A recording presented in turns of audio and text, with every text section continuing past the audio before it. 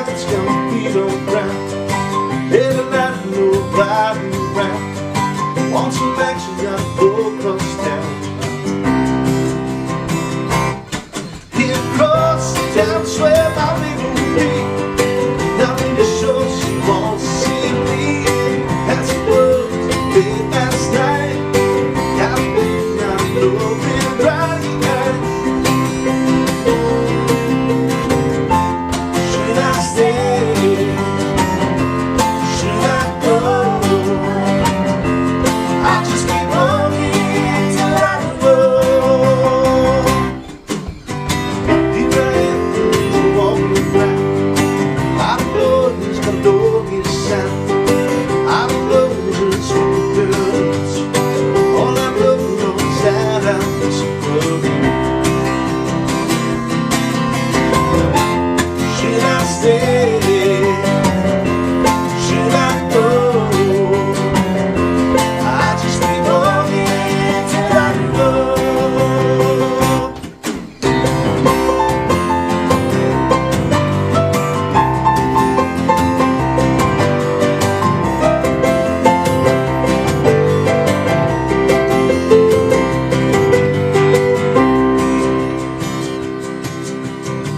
Here I am, just walking around. Hands in my pockets, got my feet on the ground. Every night, nobody around. Want some action, gotta go across town. Here across town, swear my baby will be. Nothing to show, she won't see me. That's the word was late last night. Down midnight, looking right. Should I stay? Should I go? I just keep walking till I know.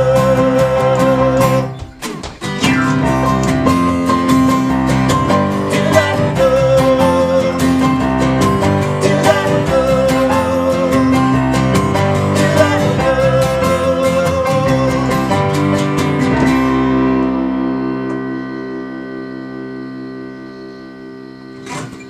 That's it.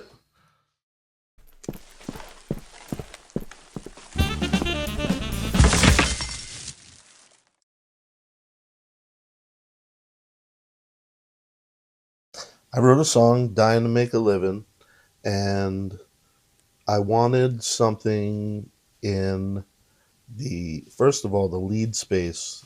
I was going to put a guitar in there, and it didn't sound enough.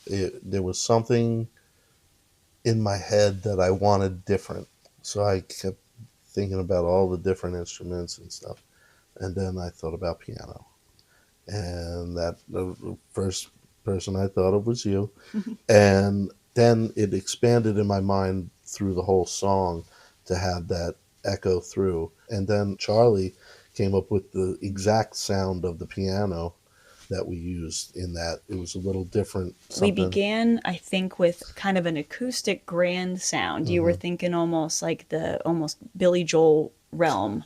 Right. That's what I heard in my head, Yeah. and then it went from there. I gave him an E-piano sound that wasn't quite right, and I think he ended up picking like a 1978 style whirly. And that was the one you hear today. So we went and did that in the studio together, and that's what you hear on the single now. So after we had done and finished the single recording, I guess you were invited as part of a songwriter event at a local VFW.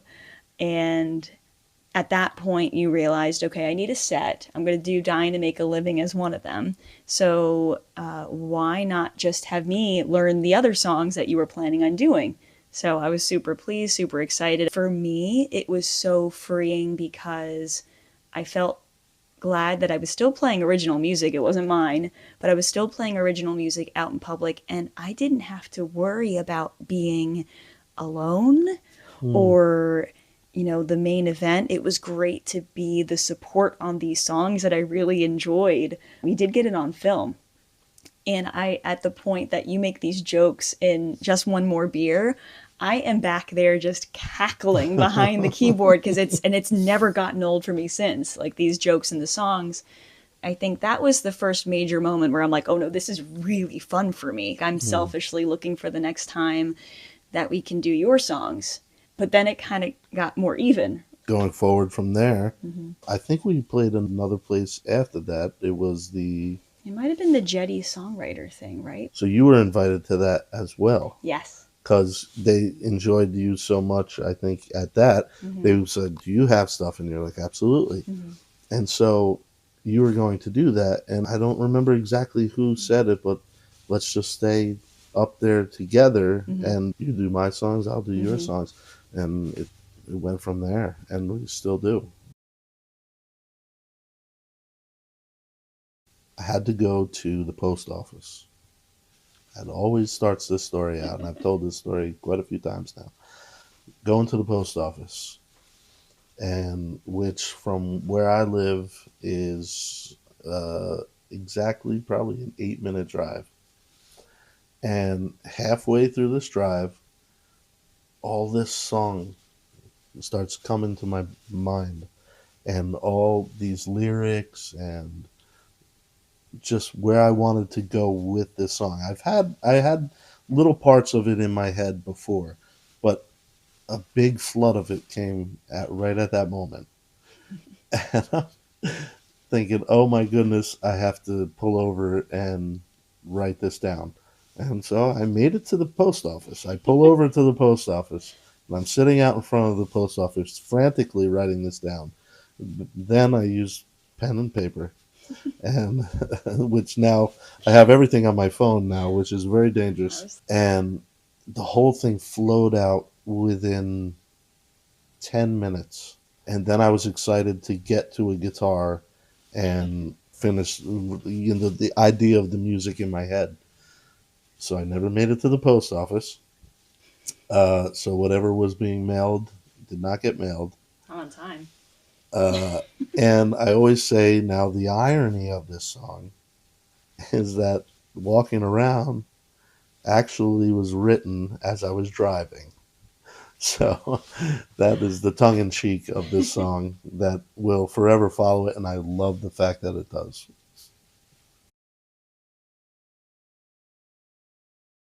So in different settings, I do perform this a little bit different each time. Obviously, in my full band setting, I've played this, and it has a very big sound. And Charlie, as drummer, adds his kind of flair to it, Yeah. which is a little different than what you hear now. Is there's a bounciness to it. When I first originally wrote this song, it had a little country flair to it. It was a little more country bouncing, which this is now is a little more rocking bouncing. I don't know if that makes sense, but No, it does. and when I play this with Todd as our duo, it's that similar feeling, but the piano really conveys that that bounce in it, Mm-hmm. that good rhythm that it has. The piano guitar combination really conveys that bounce. I definitely do play it differently in each setting. The parts that I contributed on the piano, I think were a little bit out of desperation because when I came to this, it felt like such a full song. I'm like, so what do I add to something that just feels like it doesn't really need anything? The harmonies were easy. Like I could find something to sing over that. That wasn't tough. But I think even just that sort of bass ba-da-dum thing that has become, That's very iconic. yeah, but that was almost just because I'm like, I can't think of anything else to do. And how great. I love that. I love that. You got to do that more often. Yeah, yeah. The beauty is in the simplicity. I'll take it. So one of the things that's been kind of the hallmark of Trash and Treasure at this point is the idea of contrast. Obviously, it's in the name. You might even see the Easter eggs in some of the images that we have. Like, well, you know, Yeah. Contrast everywhere we look. and I think in a lot of good ways, right? I think there are a lot of ways in the music world that I'm very green. And I have come to you explicitly before saying, hey, as like a veteran musician who has been around the block and has maybe found things out the hard way. Can you help me not learn lessons the hard way? Like, tell me what you've already figured out. And I You are the think, Padawan right, to my Jedi Master. right, Yeah. exactly, totally. But that's a huge All thing. right. Like, okay, so that's one way that I think we're naturally very different. I have been forced to embrace this sort of nerdy, kind of awkward approach to my interactions with people because I thrive with books and academia and stuff like that. And I couldn't do, I'm so unsuited for what you do all the time as like the front man when it's whether it's weddings or these full band things. I struggle to do the roles that you feel so natural in. So I think there are a lot of ways that there are personality differences Mm. that don't make us incompatible as friends, which has been so great to me to make sure, like, oh, we're not too different for us to kind of have a meeting of the minds. But there are a lot of ways that I think those differences are where we thrive. It's going to become really obvious that we're sometimes opposites in like the Hmm. songwriting world as well. But one thing that I think in general I am still struggling with is I tend to overcomplicate things in my songs. And I am learning to find that middle ground. But I think the way that you thrive has been in space and finding a way to pull out the main essence of a song in a way that's not too convoluted, that is catchy, because that's what makes something catchy is So that for me is that's what drives me is mm-hmm, that catchiness, mm-hmm, which sometimes now again this is the contrast of it for me anyway is seeing that you are also very clear with your playing style and you play it very precise where I'm very haphazard whimsical to it and I'd like that other side and that levels me in a way that I want to be, a side that I want to nurture a little bit more. And I think that's also a part of that contrast is there's a grounding of my stuff might be sometimes a little too simple. That's why I'm also looking forward to the stuff that we write together, mm-hmm. which that's going to happen. We're going Uh, to get the catchy and the straightforward with the ornamental and so precise. looking forward to that. Yeah. But I do think there's also kind of an attitude. We were talking a lot about the attitude of your songs and how they have certain messages in common. So I know there's one that I haven't yet heard, and that's the Just Smile one. Yeah. So there's that, but there's also a lot of songs like the I Won't Write a Song About You song that makes the best out of some pretty cruddy situations. And I think there's like a philosophy of Boose. If you were to take all your lyrics and put them in a book, Well, yes, yeah. Well, besides fostering women until they find their forever home, um, it's one of my top threes. it That's the it best. gets truer and truer as time goes on. I can't believe it. I'm such a prophet. So, in all of these songs that are like that. So, if you were to look at some of the writings of mine for some of my songs, you wouldn't be able to exactly see is this a little darker, is this a little lighter? But then, as you hear it with the music and the way that I convey it with my vocals, you hear that I do a lighter side of things, that it comes full circle. Then that would bring you to an outcome of now finally having a lighter note. I think with my own songwriting, there's especially with my last album, like my homemade album, A Waste of a Good Name, there's a lot of lamenting and thrashing and being disappointed and disenchanted in the lyrics. And it can sound really upbeat.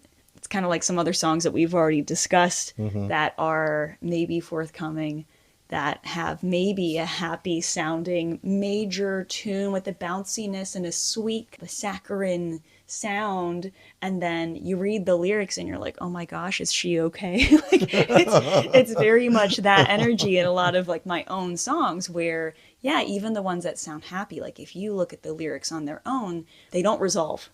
They end with really uncomfortable questions Mm. about like, what do we do with this mess?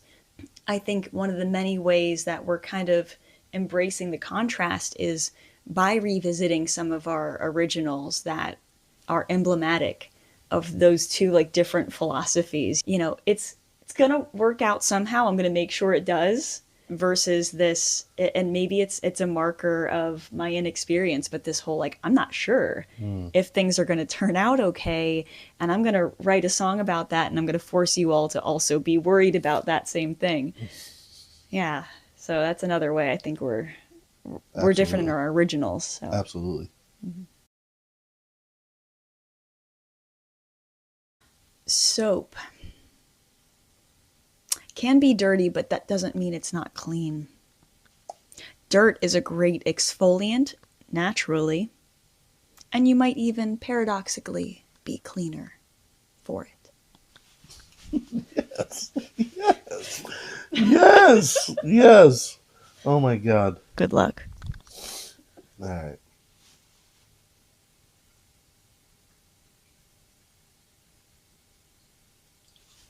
I just It got. was your question. I know. I You got. did this to yourself. I have to say this stuff, and it will be good. It's just simple. All right. It depends what you're washing.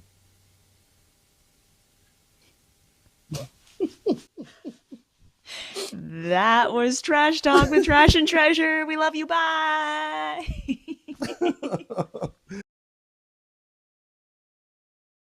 No, I don't want to say that. No, my God, I got all these girls watching. I know. There's gonna be a mob out in front of my house. Be like, you met me, didn't you? Yeah.